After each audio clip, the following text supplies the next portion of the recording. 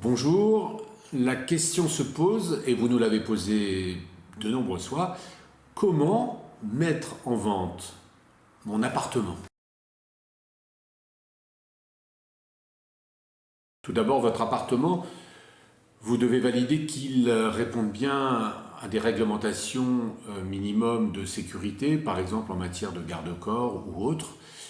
Ces vérifications étant effectuées, il faudra faire en sorte également que la mise en vente de votre appartement corresponde au marché.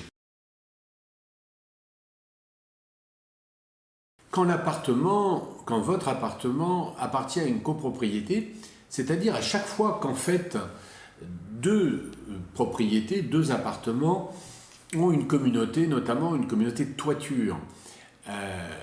Dans cette hypothèse, il y a une copropriété qui, même si elle n'est pas gérée par un syndic de copropriété, est une obligation légale. Premier élément, avoir une idée précise de la désignation du bien. Quelle est sa surface privative? Il convient d'effectuer un relevé de type loi Carrez qui permet à celui qui va acquérir votre bien immobilier d'avoir une idée précise de sa contenance. Vous devrez également livrer la fiche synthétique de la copropriété réalisée par le syndic. Vous devrez également lui fournir le règlement de copropriété, les procès-verbaux des assemblées générales relatives aux trois dernières années aux trois assemblées générales antérieures, le carnet d'entretien de l'immeuble, le diagnostic technique global, ce qu'on appelle le DTG, la notice d'information concernant les droits et obligations des copropriétaires et le fonctionnement des instances du syndic. Il conviendra d'effectuer des diagnostics obligatoires, le diagnostic de performance énergétique, le DPE, sauf si, évidemment, le logement est en état futur d'achèvement, c'est-à-dire si vous achetez sur plan. Vous devrez également fournir le risque d'exposition au plomb, un diagnostic sur la présence ou l'absence de termites, un diagnostic sur la présence ou l'absence d'amiante, un état des installations intérieures de l'électricité et du gaz, si celles-ci ont plus de 15 ans. Une fois réalisé l'ensemble de ces obligations liées à la vente du bien, il convient de déterminer le prix de votre bien immobilier, notamment aussi en fonction de ce qu'on aura pu découvrir dans les différents types de diagnostics.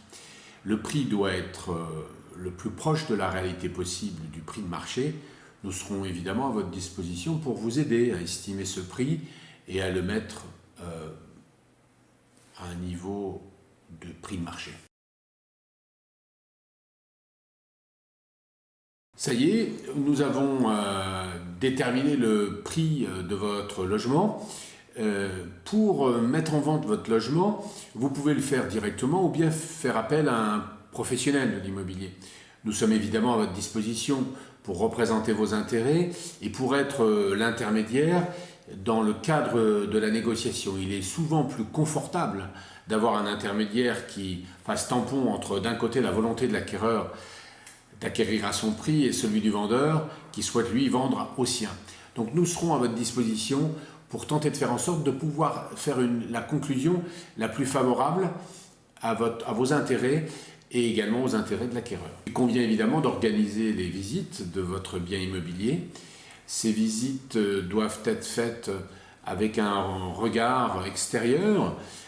Si certains éléments nécessitent d'être légèrement revus pour faciliter la mobilité de la visite ou si certains éléments gagneraient à être modifiés, changés, légèrement refaits, comme par exemple un carreau fêlé ou des choses de cette nature, nous aurons un regard qui permettra à votre bien immobilier d'avoir la chance de donner une première bonne impression à celui qui viendra visiter. À la suite des différentes visites se dessinent des personnes intéressés directement par l'acquisition de votre bien immobilier.